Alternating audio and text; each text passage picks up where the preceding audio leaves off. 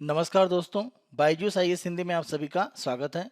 आज हम आपके सामने 30 नवंबर 2021 के समाचार विश्लेषण प्रस्तुत कर रहे हैं, जिसमें द हिंदू अखबार से संबंधित प्रमुख आलेखों पर हम चर्चा करेंगे और उनसे संबंधित मुख्य परीक्षा के जो संभावित प्रश्न हैं उनकी उत्तर संरचना की हम चर्चा करेंगे। आज के अपने विश्लेषण को प्रारंभ करने से पहले हम आज के सत्र के विषय देख लेते हैं। पहला हमारा विषय होगा अंतरिक्ष स्टार्टअप हब के रूप में भारत के लिए अवसर। जिस तरह से अंतरिक्ष क्षेत्र में भारत तेजी से आगे बढ़ रहा है, यहाँ पर स्टार्टअप के माध्यम से इस क्षेत्र को और आगे बढ़ाने की संभावनाएं बहुत प्रबल हैं। दूसरा हमारा विषय होगा हरित हाइड्रोजन को बढ़ावा देना। भारत के द्वारा जिस तरह से जलवायु परिवर्तन का सामना करने के लिए सतत ऊर्जा की ओर बढ़ा जा रहा है, उस दिशा में अगर हम देखें तो हरित हाइड्रोजन हमारे लिए सबसे बड़ा एक तरह से सहारा हो सकता है।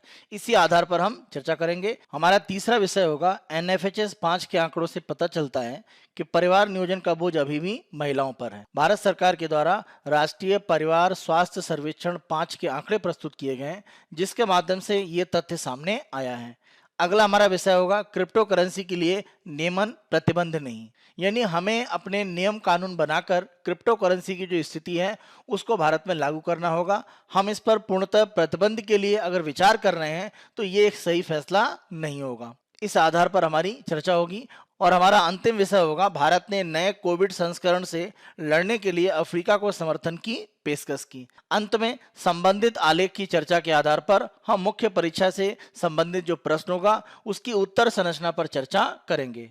आज के अपने पहले विषय को हम देखते हैं, a launch window for India as a space startup hub, यानी अंतरिक्ष के क्षेत्र में स्टार्टअप के माध्यम से भारत में जिस तरह से व्यापारिक गतिविधियां बढ़ाने की संभावनाएं हैं, उनमें अगर हम भारत की स्थिति देखें तो दुनिया के किसी और देश की तुलना में हमारे यहाँ संभावनाएं प्रबल हैं। इसी आधार पर आलेख में प्रमुख रूप से चर्चा की गई है। भारत में अंतरिक्ष क्षेत्र में प्रमुख रूप से अनुसंधान और विकास के लिए इसरो को जाना जाता है। भारत सरकार के द्वारा निजी क्षेत्र को अंतरिक्ष क्षेत्र में और ज्यादा योगदान करने के लिए प्रयास किए जा रहे हैं और इसी कड़ी में अगर हम देखें तो पिछले वर्ष भारत सरकार ने एक संस्था का गठन किया है जिसे इन स्पेस के नाम से जाना जाता है, Indian National Space Promotion and Authorisation Centre. Bharat में अंतरिक्ष क्षेत्र में जो भी गतिविधियां हैं उनको व्यवसायीकरण करने के लिए, यानी व्यापार के बिंदु से अंतरिक्ष क्षेत्र का उपयोग करने के लिए प्रमुख रूप से ये संस्था इन स्पेस कार्य करेगी और इसको एक सिंगल विंडो नोडल एजेंसी के रूप में बनाया गया है कि जो भी संस्था, वो चाहे सरकारी हो या निजी, अगर अंतरिक्ष के क्षेत्र में किसी भी तरह का काम करना चाहती है तो अंतिम रूप से मंजूरी और पूरी जो प्रक्रियाएं हैं वो इन स्पेस के माध्यम से की जाएंगी। तो सरकार ने पिछले साल इस संस्था का गठन करके ये स्पष्ट रूप से बता दिया कि अंतरिक्ष क्षेत्र में भारत को तेजी से आगे बढ़ाने के लिए सरकार ये कार्य कर रही है, क्योंकि नोडल एजेंसी के रूप में अगर सिंगल विंडो क्लियरेंस मिलता है, एकल खिड़की अनुमति मिलती है, तो ये प्रक्रियाओं को तेज करता है। निजी क्षेत्र हमेशा इस तरह की व्यवस्था को पसंद करता है, तो निजी क्षेत्र का भारत के अंतरिक्ष क्षेत्र में योगदान बढ़ाने के लिए प्रमुख रूप से यह कदम माना जा रहा है। इसरो के साथ साथ अगर हम देखें तो ये एक पूरक संस्था के रूप में काम करेगी और प्रमुख रूप से जो गैर सरकारी निजी कंपनियां हैं उनको भारत के अंतरिक्ष क्षेत्र में बढ़ावा देने के लिए कार्य करेंगी। इस एजेंसी का प्रमुख रूप से उद्देश्य यह है कि इस तरह का एक अनुकूल वातावरण बनाना जिसमें कंपनियां भारत में जो नियम कानून है उसके माध्यम से काम कर सकें और आपसी तालमेल के माध्यम से, खासतौर से इसरो के साथ तालमेल करके अंतरिक्ष क्षेत्र में उत्पादन की स्थितियों को बढ़ाएं। और निजी संस्थाओं के लिए प्रमुख रूप से यह कार्य इस इन स्पेस एजेंसी के द्वारा किया जा रहा है। विश्व में अगर हम अंतरिक्ष बाजार को देखें तो यह लगभग 440 अरब डॉलर का है। दुनिया की जो अंतरिक्ष अर्थव्यवस्था है उसमें भारत का जो भाग है वो 2% से भी कम है और ये चिंता की स्थिति दिखाता है, क्योंकि भारत के पास जो क्षमताएं हैं वो अंतरिक्ष बाजार में और हिस्सेदारी को बना सकती हैं। जैसे अगर हम देखें तो भारत के पास स्वयं में उपग्रह बनाने की अपनी तकनीक है। इसी के साथ साथ हमारे पास प्रक्षेपण यान भी उच्च कोटि के हैं जो बड़े पैमाने पर और सफलतापूर्वक उपग्रहों को प्रक्षेपित कर सकते हैं और भारत ने बड़ी संख्या में विदेशी उपग्रहों को प्रक्षेपित भी किया है। इसी के साथ साथ मंगलयान जैसे मिशन के माध्यम से हमने अंतर्ग्रही जो मिशन है, यानी एक ग्रह से दूसरे ग्रह के बीच में जो हमारे मिशन हो सकते हैं उसमें भी हमने एक तरह से महारत हासिल की है। तो जो क्षमताएं भारत के पास हैं उन क्षमताओं को देखते हुए हम विश्व की अंतरिक्ष अर्थव्यवस्था में एक अग्रणी देश बनने के लिए सारी एक तरह से क्षमताएं रखते हैं। बस उसका उपयोग करने की आवश्यकता है। अगर हम वित्तीय वर्ष 2020-21 की बात करें तो अंतरिक्ष प्रौद्योगिकियों में जो प्रारंभिक स्तर पर निवेश हुआ वो लगभग 68 अरब डॉलर का था। अगर हम भारत की बात करें तो भारत में लगभग 110 कंपनियों ने इस निवेश से 2 अरब डॉलर का निवेश प्राप्त किया है और इस आंकड़े के अनुसार अगर हम देखें तो हम चौथे स्थान पर आते हैं। यानी वैश्विक स्तर पर अंतरिक्ष प्रौद्योगिकियों में जो निवेश हो रहा है वो भारतीय कंपनियों में और बढ़ाने की आवश्यकता है। तो यहां पर भी हमें प्रमुख रूप से कार्य करने की आवश्यकता है। अगर हम वर्तमान में देखें तो वैश्विक जो अंतरिक्ष अर्थव्यवस्था है वो बाहरी अंतरिक्ष संधि के अनुसार कार्य करती है। तो ये जो हमारी बाहरी अंतरिक्ष संधि है जो संयुक्त राष्ट्र संघ की तरफ से प्रमुख रूप से लागू की गई है, इसके माध्यम से अंतरिक्ष का किस तरह से उपयोग करना है उसके संबंध में नियम कानून दिए हैं और भारत भी इसको एक तरह से लागू करके इसका पालन करता है। संयुक्त राष्ट्र संघ की कानूनी उप समिति के द्वारा 1966 में इस बाहरी अंतरिक्ष संधि के संबंध में प्रमुख रूप से विचार किया गया था और आगे चलकर उसी वर्ष संयुक्त राष्ट्र संघ की जो महासभा है जनरल असेंबली उसके द्वारा यह समझौता किया गया। प्रारंभिक रूप में अगर हम देखें तो बाहरी अंतरिक्ष संधि के लिए प्रमुख रूप से जो उद्देश्य ये था कि अंतरिक्ष का अलग अलग प्रकार के अन्वेषण और उपयोग करने के लिए अलग अलग देशों के द्वारा जो उपयोग किया जाएगा उसको कैसे नियंत्रित किया जाए और उसके लिए क्या कानूनी सिद्धांत तो हो सकते हैं। तो ये 1963 में सबसे पहले संयुक्त राष्ट्र संघ के द्वारा संकल्प 1962 के माध्यम से एक तरह से घोषणा की गई थी संयुक्त राष्ट्र संघ की महासभा के द्वारा। आगे चलकर 1963 की ये जो घोषणा थी उसमें कुछ प्रावधान और जोड़ दिए गए, उसके आधार पर ये 1966 का जो प्रावधान है वो बनाया गया। अंतिम रूप में अगर हम देखें तो जनवरी 1967 में सोवियत संघ, यूनाइटेड किंगडम और संयुक्त राज्य अमेरिका ने सबसे पहले इस संधि पर हस्ताक्षर किए जिसके माध्यम से अंतरिक्ष के उपयोग को एक नियम कानून के माध्यम से वैश्विक स्तर पर बांध दिया गया। आगे चलकर विभिन्न देशों के द्वारा हस्ताक्षर करने पर यह संधि अक्टूबर 1967 में लागू की गई। बाहरी अंतरिक्ष संधि या जिसको आउटर स्पेस ट्रीटी कहा जाता है, इसके माध्यम से एक बुनियादी कानूनी ढांचा प्रदान किया गया है विभिन्न प्रकार की अंतरिक्ष संबंधी गतिविधियों के लिए। भारत में भी अंतरिक्ष क्षेत्र में जो प्रमुख कार्य हैं वो इस संधि के द्वारा संचालित होते हैं। इस संधि का प्रमुख उद्देश्य ये है कि अंतरिक्ष का जो उपयोग है वो शांतिपूर्ण उद्देश्यों के लिए किया जाए, किसी भी रूप में अंतरिक्ष का उपयोग विनाशकारी गतिविधियों के लिए न किया जाए और सभी देशों को अंतरिक्ष के उपयोग करने के बराबर अधिकार मिलने चाहिए। भारत में अगर हम अंतरिक्ष क्षेत्र को बढ़ावा देना चाहते हैं, क्योंकि विश्व बाजार का 2% से कम भाग अभी हमारे पास है जबकि हमारे पास क्षमता है, तो समस्याएं क्या हैं? प्रमुख अगर हम समस्याएं देखें तो अंतरिक्ष क्षेत्र में अनुसंधान विकास की बड़ी आवश्यकता होती है और इसके लिए हमारे पास जो टैलेंट या जो क्षमता है वो धीरे धीरे उतने बड़े पैमाने पर नहीं बढ़ी, क्योंकि 2005 से अगर हम देखें तो हमारे यहाँ जो ब्रेन ड्रेन है, मतलब जो कुशल लोग हैं वो भारत में अपनी क्षमता का सही उपयोग नहीं कर पा रहे हैं, तो भारत से बाहर जाकर अमेरिका में, यूरोप में वहां पर अनुसंधान विकास में काम कर रहे हैं। हम नासा की बात करें, यूरोपियन स्पेस एजेंसी की बात करें, बड़ी संख्या में भारतीय वहां पर अनुसंधान विकास में संलग्न है। तो ये जो ब्रेन ड्रेन की स्थिति है 2005 से अगर हम देखें तो इसमें 85% की वृद्धि हुई है। तो ये हमें रोकने की आवश्यकता है और ये तभी हम रोक सकते हैं जब हम भारत में अंतरिक्ष क्षेत्र में अनुसंधान और विकास के लिए सही स्थितियां उपलब्ध कराएंगे। अंतरिक्ष के क्षेत्र में अनुसंधान और विकास में जो बाधाएं हैं वो प्रमुख कारण होता है कि अंतरिक्ष से संबंधित जो भी उद्योग हैं वो प्रमुख रूप से स्थापित नहीं हो पाते और साथ साथ जो निवेशक हैं वो आसानी से उन उद्योगों में निवेश नहीं करते हैं, क्योंकि उन्हें मालूम है कि किसी भी देश में अगर वो अंतरिक्ष क्षेत्र में निवेश कर रहे हैं तो उस देश में ऐसे नियम होने चाहिए जिससे अंतरिक्ष क्षेत्र सही से कार्य कर पाए। भारत में अंतरिक्ष क्षेत्र में निजी क्षेत्र की भागीदारी अगर कम रही है और बहुत तेजी से नहीं बढ़ी तो इसका बड़ा कारण है कि जो भी कानून है वो पारदर्शी रूप में नहीं है और बहुत स्पष्ट नहीं है। अंतरिक्ष क्षेत्र में जो भी कानूनी व्यवस्था हमें बनानी है उसके लिए हमें अलग अलग जो क्षेत्र हैं जो अंतरिक्ष के साथ जुड़े हुए हैं वहां पर अलग अलग प्रमुख रूप से कानून बनाने पड़ेंगे। जैसे अगर हम मूल्य श्रृंखला की बात करें, यानी अंतरिक्ष क्षेत्र में जो भी उत्पादन होता है, चाहे वो उपग्रह की बात करें, रॉकेट की बात करें, तो इसमें एक तरह से अलग अलग तरह से कानूनों के माध्यम से एक स्पष्टता होनी चाहिए कि किस तरह से कंपनियां काम कर सकती हैं।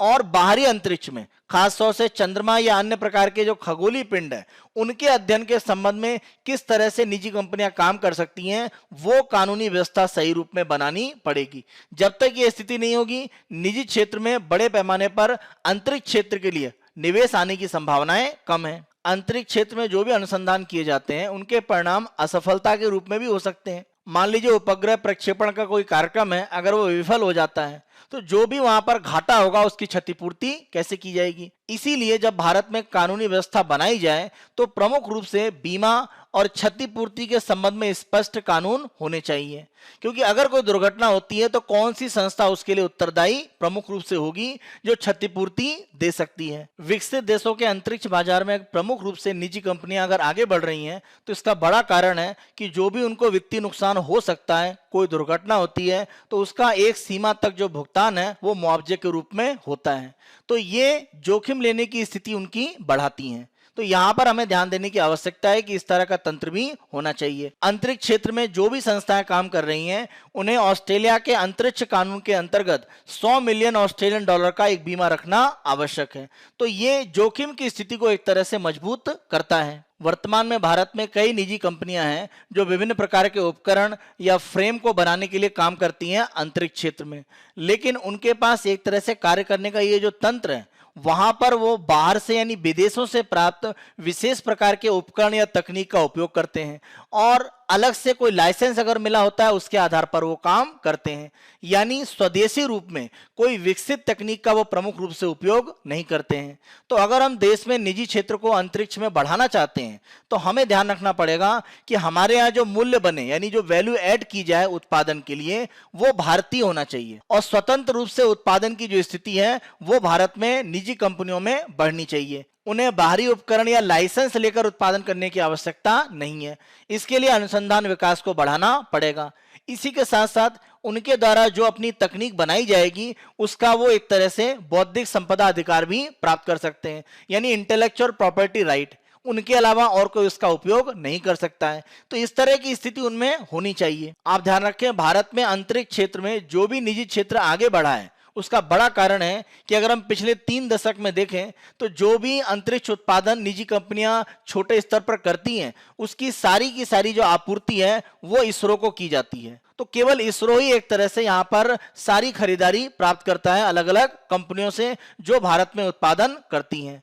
तो अगर कंपनियां स्वयं में तकनीक विकसित करके उसका पेटेंट लेंगी तो वो इसरो के अलावा अन्य प्रकार के जो ग्राहक बाजार में हैं यानी अमेरिका में, यूरोप में या जो विकासशील देश हैं वहां पर उन तकनीकों को बेचकर अपना लाभ कमा सकते हैं। तो ये स्थितियां भारत में करने की आवश्यकता है। अगर भारतीय कंपनियां अपनी स्वयं की बौद्धिक संपदा या अपने खुद के पेटेंट प्राप्त कर पाती हैं, अपनी तकनीक विकसित कर पाती हैं तो वैश्विक बाजार उनके लिए प्रमुख रूप से उपलब्ध हो जाएगा। अगर हम वर्तमान में देखें तो प्रमुख रूप से चाहे हम अमेरिका की बात करें जहां पर नासा, इसी के साथ साथ चीन में अगर हम देखें चाइना नेशनल स्पेस एडमिनिस्ट्रेशन, या रूस की अगर हम बात करें Roscosmos state corporation for space activities, ये सभी जो संस्थाएं प्रमुख रूप से हैं वो निजी क्षेत्र के साथ में भी बड़े पैमाने पर साझेदारी कर रही हैं। जैसे अगर हम देखें तो अमेरिका की बोइंग, स्पेसएक्स और ब्लू ओरिजिन, इन कंपनियों के माध्यम से अलग अलग जो अंतरिक्ष एजेंसियां हैं अमेरिका में, चीन में या रूस में, उनको एक तरह से समर्थन प्राप्त हो रहा है। अमेरिका में नासा एक तरह से बड़े पैमाने पर निजी क्षेत्र के साथ मिलकर काम कर रहा है। इसमें एलन मस्क की जो कंपनी स्पेसएक्स है वो काफी तेजी से आगे बढ़ी है। निजी कंपनियों के द्वारा केवल विनिर्माण की बात नहीं है, यानी उपग्रह निर्माण करना, रॉकेट निर्माण करना, इसी के साथ साथ ये कंपनियां अंतरराष्ट्रीय अंतरिक्ष स्टेशन पर चालक दल और जो आपूर्ति होती है, जो भी वहां पर रसद की आवश्यकता होती है उसकी आपूर्ति भी कर रहे हैं। स्पेसएक्स काफी तेजी से इस काम में आगे बढ़ा है। तो ये दिखाता है कि हम विनिर्माण के अलावा अन्य प्रकार के जो कार्य हैं वो भी अंतरिक्ष क्षेत्र में कर सकते हैं। निजी कंपनियों के साथ अगर किसी भी देश की अंतरिक्ष संस्था काम कर रही है तो उसका बड़ा कारण क्या है? इसका प्रमुख कारण यह है कि वो नवाचार या नई तकनीक लेकर आते हैं और जो तकनीक है वो सबसे अत्याधुनिक रूप में होती है। इस आधार पर जो भी लागत होती है और टर्न अराउंड टाइम, यानी कोई भी परियोजना को पूरा करने के लिए जो प्रमुख समय है उसमें एक तरह से कमी आती है। तो ये अंतरिक्ष क्षेत्र में एक बड़ा परिवर्तन धीरे धीरे ला रहा है। ऐसा अमेरिका में प्रमुख रूप से तेजी से हो रहा है। निजी क्षेत्र को बढ़ावा देने के लिए अगर हम अमेरिका की नासा संस्था और चीन की सीएनएसए की बात करें तो ये अपने वार्षिक बजट का एक बड़ा हिस्सा निजी क्षेत्र को प्रदान करते हैं। जो निजी क्षेत्र की कंपनियां अंतरिक्ष क्षेत्र में उनको समर्थन दे रही हैं। अगर हम यहाँ पर उदाहरण देखें तो एलन मस्क की स्पेसएक्स कंपनी को नासा के 30 अलग अलग जो मिशन हैं उनमें एक तरह से कॉन्ट्रैक्ट प्राप्त हुआ है, जिसके माध्यम से 12 अरब डॉलर का भुगतान स्पेस एक्स को किया गया है। अंतरिक्ष क्षेत्र में निजी कंपनियों को बढ़ावा देने के लिए जिस तरह से भारत में सरकार के द्वारा कार्य किए जा रहे हैं, तो अंतरिक्ष को लेकर जो पारिस्थितिकी तंत्र है भारत में, वो मजबूत हो गया है और साथ साथ इसरो यहां पर एक मार्गदर्शक की तरह कार्य कर रहा है। ऐसी स्थिति में भारत अंतरिक्ष के क्षेत्र में स्टार्टअप है उनके लिए एक केंद्र के रूप में हो सकता है। यह स्थिति भारत में तेजी से मजबूत हो रही है, क्योंकि अभी प्रारंभिक चरण है। अगर एक व्यवसाय का मॉडल ऐसा बन जाता है जिसके आधार पर स्टार्टअप सही से काम कर सकते हैं, तो आगे चलकर इस क्षेत्र में भारत में असीम संभावनाएं हैं। अगर हम वर्तमान का आंकड़ा भारत में अंतरिक्ष क्षेत्र के स्टार्टअप में देखें, तो लगभग 350 अलग अलग स्टार्टअप यहां पर काम कर रहे हैं, जिसमें अगर हम कुछ प्रमुख स्टार्टअप देखें तो अग्निकुल कॉस्मोस, स्काई रूट टेक्नोलॉजीज, ध्रुव स्पेस और पिक्सेल। इन्होंने अपने स्टार्टअप के माध्यम से घरेलू प्रौद्योगिकियों के लिए एक मजबूत आधार बनाया है। यानी जो घरेलू प्रौद्योगिकी है उसका उपयोग भारत और बाहर के बाजार में करने के लिए ये स्टार्टअप तेजी से कार्य कर रहे हैं। भारत में अंतरिक्ष क्षेत्र में जैसे जैसे निजी क्षेत्र को बढ़ावा दिया जा रहा है, निवेशक इस क्षेत्र में पैसा लगाना चाहते हैं और वो भविष्य के निवेश के रूप में इस क्षेत्र को भारत में देखते हैं। आवश्यक ये है कि इसरो के द्वारा इस क्षेत्र में समर्थक के रूप में जो कार्य किया जाता है वो अब आगे बढ़कर एक माध्यम उसे बनना चाहिए। यानी इसरो के माध्यम से भारत में जो भी अंतरिक्ष क्षेत्र में अनुसंधान विकास हो रहा है उसका लाभ निजी क्षेत्र को भी दिया जाए, जो उसका उपयोग करके वैश्विक बाजार में भारत की उपस्थिति को बढ़ाएंगे। अंतिम रूप में जो सबसे महत्वपूर्ण तथ्य है जिसके बारे में हम अभी चर्चा कर भी चुके हैं कि जब तक हम स्पष्ट कानून नहीं बनाएंगे कि अंतरिक्ष क्षेत्र में कार्य करने वाली कंपनियां किस रूप में काम करेंगी, हम बड़े पैमाने पर निवेशकों का विश्वास इस क्षेत्र के लिए प्राप्त नहीं कर पाएंगे। आज के अपने दूसरे आलेख को देखते हैं, बूस्टिंग ग्रीन हाइड्रोजन। तो हरित हाइड्रोजन को माना जा रहा है कि भविष्य के लिए जो भी सतत ऊर्जा है उसमें एक प्रमुख आधार के रूप में कार्य करेगा। इसी रूप में यहां पर आलेख में प्रमुख रूप से चर्चा है। भारत ने प्रमुख रूप से यह लक्ष्य बनाया है कि 2070 तक वो शुद्ध शून्य कार्बन उत्सर्जन पर पहुंचेगा। और इसके लिए अगर भारत ने लक्ष्य बनाया है तो इसका बड़ा कारण यह है कि 2015 के बाद भारत में सौर ऊर्जा उत्पादन के क्षेत्र में तेजी से वृद्धि हुई है। अगर हम सतत ऊर्जा में आगे बढ़ रहे हैं तो 2070 तक हम शुद्ध शून्य कार्बन उत्सर्जन का लक्ष्य प्राप्त कर पाएंगे। पेरिस समझौते के माध्यम से अगर हम देखें तो कोशिश ये है कि विश्व का जो तापमान है वो 2 डिग्री सेल्सियस के नीचे ही एक तरह से वृद्धि के रूप में रखा जाए। पेरिस समझौते के जो लक्ष्य हैं उनको प्राप्त करने में भारत के द्वारा जो प्रयास किए जा रहे हैं वो सबसे सफल रूप में माने जा रहे हैं कि आगे प्रभाव दिखाएंगे। वर्तमान में भारत की ऊर्जा मांग का लगभग 75% भाग आयात के माध्यम से आता है, जो कोयले और तेल से पूरा होता है। और जैसे जैसे देश की अर्थव्यवस्था बढ़ेगी इसके बढ़ने की उम्मीद है। तो हमें जीवाश्म ईंधन पर अपनी जो निर्भरता है उसको किस तरह से कम किया जाए, इसके लिए प्रमुख रूप से हम सौर क्षमता को बढ़ाने पर ध्यान दे रहे हैं। तो जैसे जैसे सौर क्षमता बढ़ेगी हमारे यहाँ जीवाश्म ईंधन का उपयोग घटेगा। इन दोनों का प्रमुख रूप से उपयोग करके हम कोशिश ये करना चाहते हैं कि हरित हाइड्रोजन को भी भारत में बढ़ाया जाए, क्योंकि हाइड्रोजन के उत्पादन के लिए जो तकनीक है हम चाहते हैं कि उसमें हम प्रमुख रूप से सौर ऊर्जा का उपयोग करें या हरित साधन के माध्यम से हम हाइड्रोजन का उत्पादन सुनिश्चित करें। अगर ऐसा होगा तो जीवाश्म ईंधन पर हमारी जो निर्भरता है उसको हम घटा सकते हैं। भारत के द्वारा हरित हाइड्रोजन के माध्यम से प्रमुख रूप से लंबे समय तक ऊर्जा भंडारण की जो क्षमता है उसको विकसित किया जा सकता है और ये जलवायु परिवर्तन से लड़ने के लिए हमको एक प्रमुख रूप से साधन देती है। इसी के साथ साथ अगर हम सीमेंट, स्टील उत्पादन और रिफाइनरी की बात करें तो यहां पर भी हाइड्रोजन का प्रमुख रूप से उपयोग किया जा सकता है। और अगर ऐसा होता है तो इन उद्योगों से जो कार्बन उत्सर्जन है उसको हम समाप्त कर सकते हैं। तो डीकार्बनाइज करने की यानी कार्बन का उत्सर्जन को समाप्त करने की स्थिति सीमेंट, स्टील और रिफाइनरी उद्योग में आसानी से की जा सकती है। किसके माध्यम से? अगर हम हाइड्रोजन, उसमें भी अगर हम हरित हाइड्रोजन के ऊपर जाते हैं। वैश्विक स्तर पर अगर पृथ्वी का तापमान 1.5 डिग्री सेल्सियस के आसपास या उसके नीचे रखा जाए तो ये जलवायु परिवर्तन की स्थिति को सही रूप में नियंत्रित कर पाएगा। और इसके लिए आवश्यक ये है कि कार्बन डाइऑक्साइड का जो उत्सर्जन है उसको रोका जाए। यहां पर यह अनुमान लगाया जा रहा है कि इस शताब्दी के मध्य तक यानी 2050 तक हाइड्रोजन के माध्यम से दुनिया की कुल ऊर्जा मांग का 5वां जो भाग है वो पूरा किया जा सकता है। यानी लगभग 20% मांग हाइड्रोजन के भाग से पूरी की जाएगी। अगर ऐसा होगा तो वायुमंडल में कार्बन उत्सर्जन में 80 गीगाटन की कमी आएगी और ये पृथ्वी के तापमान को नियंत्रित करने में एक बड़ी सहायता के रूप में माना जा रहा है। अलग अलग देशों के द्वारा कार्बन उत्सर्जन को कम करने के लिए एक कानूनी प्रक्रिया के माध्यम से कार्य किया जा रहा है। यानी उन्होंने अपने लिए लक्ष्य बनाया है कि किस तरह से वो आने वाले समय में कार्बन उत्सर्जन में कमी करेंगे, और उसको पूरा करने के लिए हरित हाइड्रोजन एक प्रमुख साधन हो सकता है। जब हम ग्रीन हाइड्रोजन की बात करते हैं तो प्रमुख रूप से इलेक्ट्रोलिसिस यानी विद्युत अपघटन के माध्यम से इसको बनाया जाता है। यानी अगर हम H2O की बात करें तो वहां से हाइड्रोजन उत्पन्न करने का प्रमुख रूप से प्रयास किया जाता है, और यह पूर्ण रूप से हरित साधन है। इससे पर्यावरण में कोई भी प्रदूषक उत्सर्जित नहीं होता है, और ये बनाने के लिए अलग अलग देश प्रयास कर रहे हैं।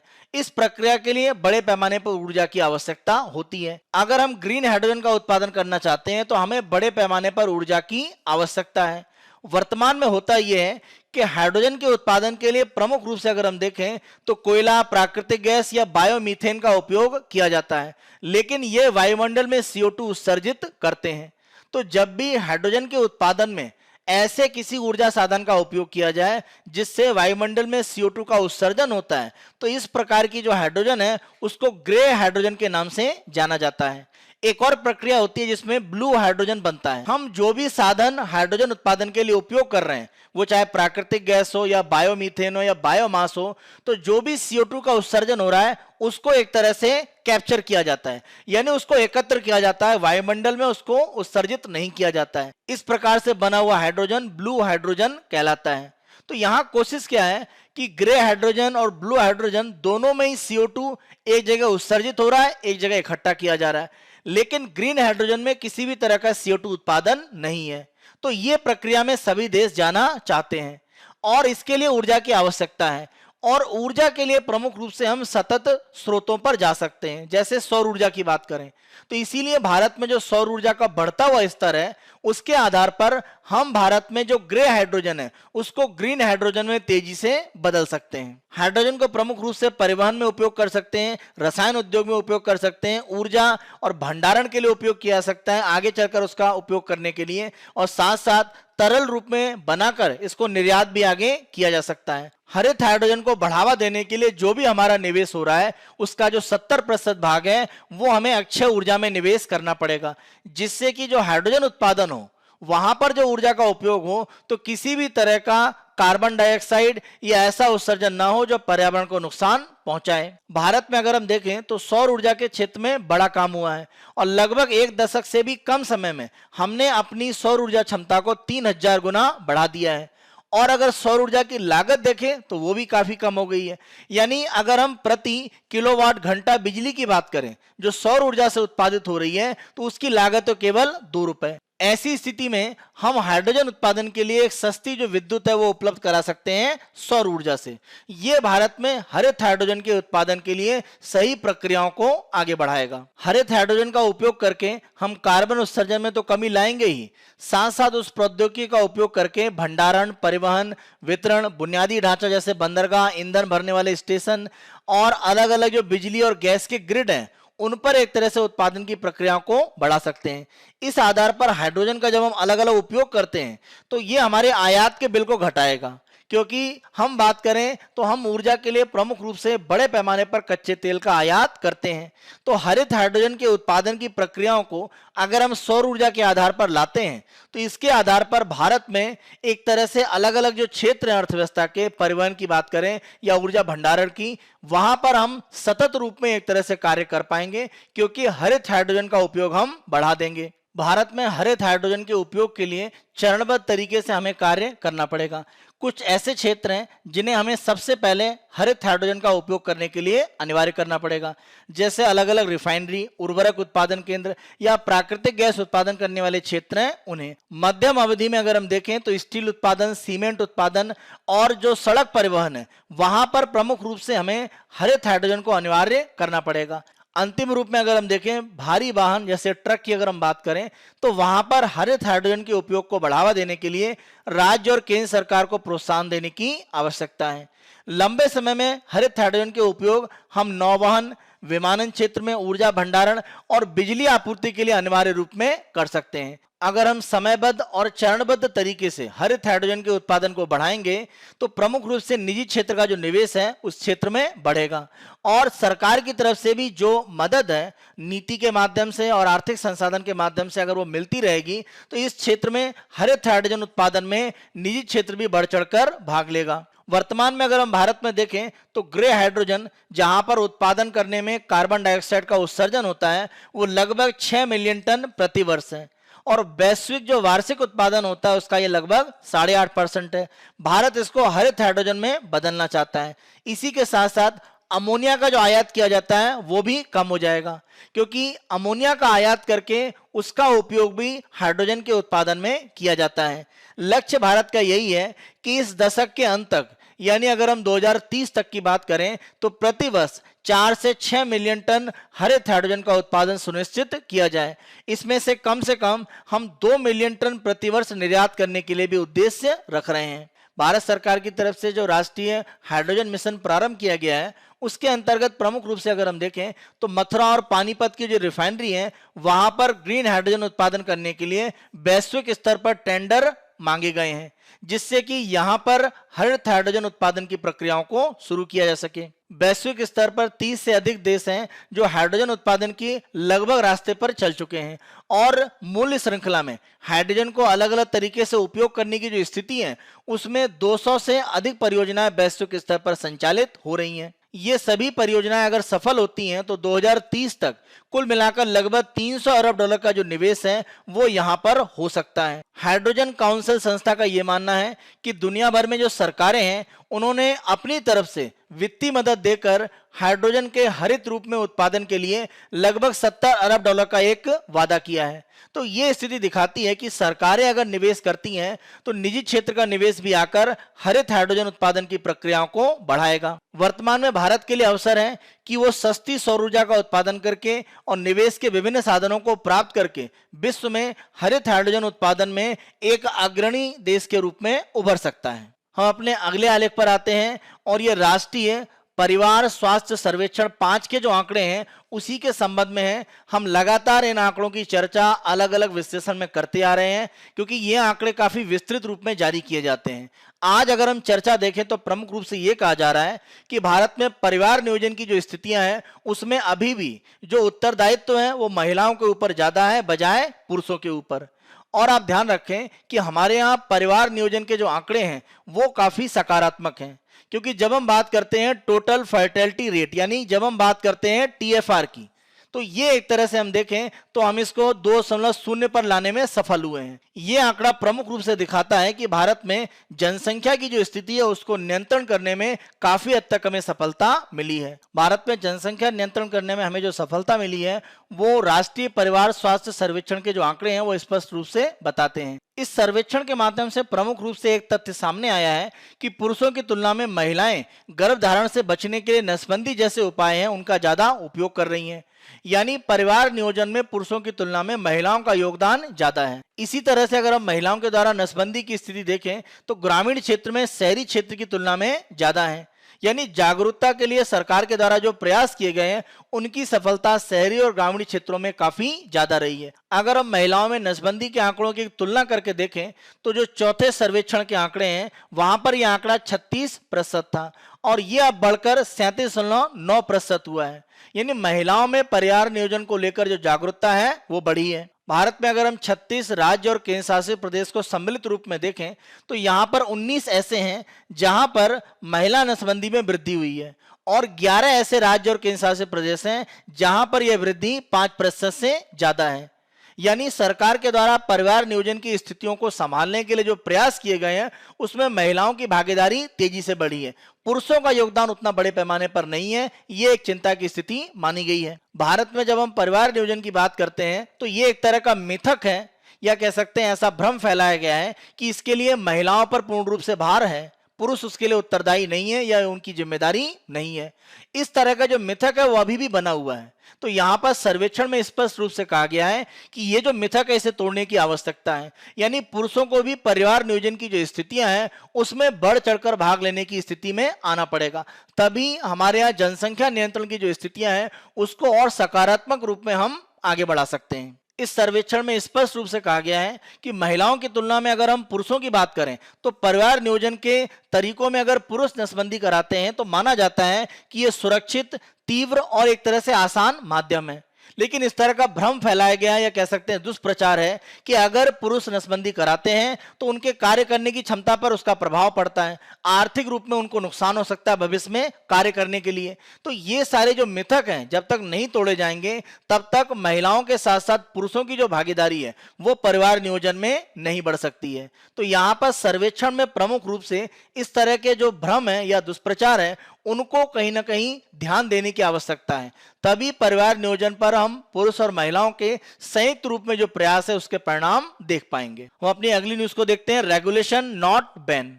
प्रमुख रूप से वर्तमान में क्रिप्टो करेंसी को लेकर एक विवाद है कि क्रिप्टो करेंसी पर प्रतिबंध लगाया जाए या नियम कानून को बनाकर इसको आगे बढ़ाया जाए। तो यहां आलेख में यह कहा गया है कि क्रिप्टो करेंसी पर प्रतिबंध लगाने की स्थितियां नहीं होनी चाहिए। इसके विपरीत इसके साथ एक नियम बनाकर, कानून बनाकर, जो सरकार जल्द कानून लाने भी वाली है, उसके माध्यम से इसको नियंत्रित किया जाना चाहिए। जब हम क्रिप्टो करेंसी की बात करते हैं तो इसको लेकर जब प्रतिबंध की बात होती है तो प्रतिबंध के लिए क्यों कहा जाता है? क्योंकि माना जाता है कि इससे कुछ जोखिम जुड़े हुए हैं, क्योंकि यहां पर जो भी लेन देन होता है उसको कोई केंद्रीय संस्था जैसे आरबीआई एक सेंट्रल बैंक है वो नियंत्रित नहीं करता है। तो जो भी लेन देन होते हैं क्रिप्टो करेंसी के, उनका मनी लॉन्ड्रिंग यानी अवैध रूप से लेन देन करने में उपयोग हो सकता है। इसी के साथ साथ अवैध गतिविधियां जैसे हम तस्करी की बात करें या आतंकवाद के वित्त पोषण की बात करें, वहां पर उपयोग किया जा सकता है। ये जो इसके गलत उपयोग हैं ये कैसे रोका जाए? इसे रोकने के अगर माध्यम होंगे तभी क्रिप्टो करेंसी को वैधानिक रूप में आगे बढ़ाया जाएगा। इसी तरह से अगर हम देखें तो भारत में क्रिप्टो करेंसी में निवेश बड़े पैमाने पर बढ़ा है। आप देखें टीवी में इस तरह के जो ऐड हैं अलग अलग ऐप के माध्यम से लगातार आते रहते हैं। पिछले वर्ष सुप्रीम कोर्ट ने अपने आदेश के माध्यम से आरबीआई के सर्कुलर के द्वारा क्रिप्टो करेंसी के लेन देन पर जो प्रतिबंध लगाया गया था उसको हटा दिया। इसके बाद ही क्रिप्टो करेंसी में निवेश बड़े पैमाने पर बढ़े। लेकिन अभी भी जो निवेशक हैं और जो उपभोक्ता हैं उनका यह मानना है कि इस तरह के निवेश में कुछ जोखिम है। जैसे जब हम क्रिप्टो करेंसी की बात करते हैं तो ये एक किसी भी तरह की वैल्यू नहीं है। जैसे करेंसी नोट है उसमें एक मूल्य होता है, तो क्रिप्टो करेंसी मूल्य का भंडार नहीं है और ना इसको लेन देन के लिए उपयोग किया जा सकता है। जैसे हम भारत में देखें तो निवेश आप जरूर कर सकते हैं, जैसे आपने सोने में निवेश किया, लेकिन लेन देन में या इसमें कुछ वैल्यू है? क्योंकि आप अगर वैल्यू रखते हैं तो आप लेन देन कर सकते हैं। तो लेन देन के लिए ये अनुमति नहीं है, मतलब इसमें किसी तरह का मूल्य नहीं है। तो निवेशकों को ये एक बड़ी समस्या हो रही है। क्रिप्टो करेंसी के जो मूल्य है उसमें बहुत तेजी से परिवर्तन होता है। इस आधार पर माना जाता है कि यह वित्तीय स्थिरता के लिए खतरे के रूप में है। तो यहां पर भी हमें ध्यान देने की आवश्यकता है। लेकिन हमें यह भी देखना पड़ेगा, कुछ ऐसे देश हैं जहां पर क्रिप्टो करेंसी को लेन देन के लिए स्थायी रूप में उपयोगी मान लिया गया है। जैसे अल सल्वाडोर की बात करें, हम कह सकते हैं कि छोटा देश है और कर्ज के दबाव में था, इसीलिए उसने निर्णय लिया, लेकिन इस तरह की स्थिति यहां पर बनी है। दुनिया भर में अगर हम देखें अलग अलग प्रकार की जो निजी तौर पर चलने वाली क्रिप्टो करेंसी हैं उनमें तेजी से एक तरह से निवेश बढ़ रहा है और लोग उसका उपयोग बढ़ा रहे हैं। अगर हम कनाडा, जापान और थाईलैंड की बात करें तो इन्होंने भुगतान पद्धति के लिए अपने यहाँ जो आभासी मुद्राएं हैं, जो क्रिप्टो करेंसी है, उनकी अनुमति दे दी है। इसी के साथ साथ इन देशों के द्वारा इसे डिजिटल संपत्ति के रूप में भी एक तरह से नियम कानून में बांधा जा रहा है। कनाडा और अमेरिका की तरफ से प्रयास ये है कि जो भी आभासी मुद्राएं हैं, जो क्रिप्टो करेंसी हैं, उनका किसी भी तरह से वित्तीय अपराधों के लिए उपयोग ना हो पाए और वो कानूनों का उल्लंघन न करें, इसीलिए उनकी निगरानी की जा रही है। कनाडा की बात करें तो कनाडा के द्वारा क्रिप्टो करेंसी का जो लेन देन है उस पर राजस्व भी प्राप्त किया जा रहा है, क्योंकि कनाडा में यह मानना है कि जो क्रिप्टो करेंसी है वो एक तरह की कमोडिटी है, एक तरह की वस्तु है, उनमें जो भी व्यापार हो रहा है उस पर वो कर लगाते हैं। तो ये स्थितियां धीरे धीरे क्रिप्टो करेंसी को वैश्विक स्तर पर एक स्वीकारोक्ति दे रही हैं। हमें यह ध्यान रखना पड़ेगा, हम चीन की तरह, क्योंकि चीन के द्वारा क्रिप्टो करेंसी पर प्रतिबंध लगाने की बात चल रही है, हमें चीन की तरह एक तरह से प्रयास नहीं करना चाहिए कि हम इस पर प्रतिबंध लगाएं। हमें निगरानी करने का जो तंत्र है वो बनाना चाहिए और कड़े कानून बनाकर इसको विनियमित करने का प्रयास करना चाहिए। जो भी क्रिप्टो करेंसी का लेन देन है, कनाडा की तरह हम उससे राजस्व भी प्राप्त कर सकते हैं। तो हमें इस तरह के जो लाभ है उन पर ध्यान देने की आवश्यकता है। प्रमुख रूप से हमारा प्रयास ये होना चाहिए कि हमारे सेंट्रल बैंक के रूप में आरबीआई आरबीआई की तरफ से डिजिटल मुद्रा जो जारी की जानी है उसको तेजी से जारी किया जाए। जितनी जल्दी यह मुद्रा डिजिटल रूप में जारी की जाएगी, क्रिप्टो करेंसी का जो विकल्प है अगर मिलेगा लोगों को, तो क्रिप्टो करेंसी की तरफ जो निवेश जा रहा है उसमें एक तरह से कमी आएगी। तो हम क्रिप्टो करेंसी को विनियमित करने के लिए विचार कर सकते हैं, विपरीत इसके कि हम उसको प्रतिबंधित करें, जैसा चीन के द्वारा प्रयास किया जा रहा है। आज के अपने अंतिम आलेख को हम देखते हैं और यहां पर आलेख के माध्यम से यह बताया गया है कि भारत अफ्रीका महाद्वीप को जो नया यहां पर कोविड का एक वेरिएंट आया है ओमिक्रॉन, उससे लड़ाई लड़ने के लिए अपनी तरफ से मदद उपलब्ध कराएगा।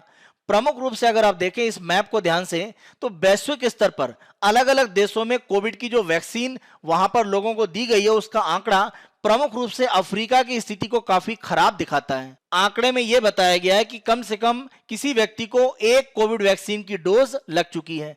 आंकड़ा आप देखें, कनाडा में यह आंकड़ा 65.4% है, यूएसए में आप देखें 52.2 है, चिली में आप देखें 61.4 है, भारत में ये आंकड़ा आप देखें 15.1 है, यूरोप में आप देखें यूके में 61.6 है, फ्रांस में 45% है।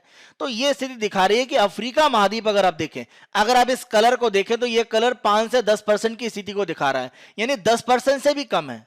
तो यहां पर अफ्रीका महाद्वीप में जो भी वैक्सीन दी गई है उसकी संख्या काफी कम है और यह आंकड़ा आप देखें 15 जून 2021 का है। तो अफ्रीका महाद्वीप में अगर वैक्सीन नहीं पहुंची है तो यहां पर लोग ज्यादा इससे प्रभावित हो सकते हैं। तो नया जो वेरिएंट है काफी खतरनाक माना जा रहा है, इसीलिए भारत सरकार की तरफ से आश्वासन दिया गया है कि वो कोविशील्ड वैक्सीन की प्रमुख रूप से सप्लाई अफ्रीका महाद्वीप में सुनिश्चित करेंगे। कोविड-19 के नए वेरिएंट से लड़ने के लिए अफ्रीका महाद्वीप में क्षमता बन पाए, इसके लिए भारत वैक्सीन की आपूर्ति प्रमुख रूप से सुनिश्चित करने का अलग अलग देशों को प्रयास करेगा। हमारी इस चर्चा के आधार पर मुख्य परीक्षा के अपने प्रश्न और उनकी उत्तर संरचना देखते हैं। पहला प्रश्न हम देखते हैं, भारत वर्तमान में एक अंतरिक्ष पारिस्थितिकी तंत्र के निर्माण के शिखर पर खड़ा है और इसरो के मार्गदर्शक निकाय होने के साथ भारत अब दुनिया के लिए एक अंतरिक्ष स्टार्टअप हब के रूप में विकसित हो सकता है। मूल्यांकन करें। 250 शब्दों में 15 अंकों का यह प्रश्न है। उत्तर संरचना हम देखते हैं। भूमिका में आप बताएंगे भारत में वर्तमान अंतरिक्ष क्षेत्र के विकास के लिए प्रयास, जिसमें निजी क्षेत्र की भागीदारी और इसरो का नेतृत्व महत्वपूर्ण भूमिका निभाएगा। मुख्य भाग में आप बताएंगे अंतरिक्ष क्षेत्र में भारत के लिए अवसर क्या क्या हो सकते हैं, अंतरिक्ष क्षेत्र में स्टार्टअप के लिए संभावनाएं क्या हैं, इस क्षेत्र के विकास में प्रमुख समस्याएं और समाधान क्या हैं, और निष्कर्ष में आपको बताना है इस क्षेत्र के स्थायी विकास के लिए स्वदेशी तकनीक और क्षमता निर्माण आवश्यक है। दूसरा प्रश्न हम देखते हैं, सीमेंट, स्टील और रिफाइनरियों जैसे क्षेत्रों को कार्बन मुक्त करने के लिए हाइड्रोजन सबसे आशाजनक समाधान है। राष्ट्रीय हाइड्रोजन मिशन और हरित हाइड्रोजन क्षेत्र भारत को अपने जलवायु लक्ष्यों को पूरा करने में प्रमुख सहायता प्रदान करेगा। परीक्षण करें। 250 शब्दों में 15 अंकों का प्रश्न है। उत्तर संरचना हम देखते हैं। भूमिका में आप बताएंगे सतत ऊर्जा लक्ष्यों की प्राप्ति के लिए हरित हाइड्रोजन सबसे महत्वपूर्ण है। कुछ आंकड़ों के साथ आपको चर्चा करनी है।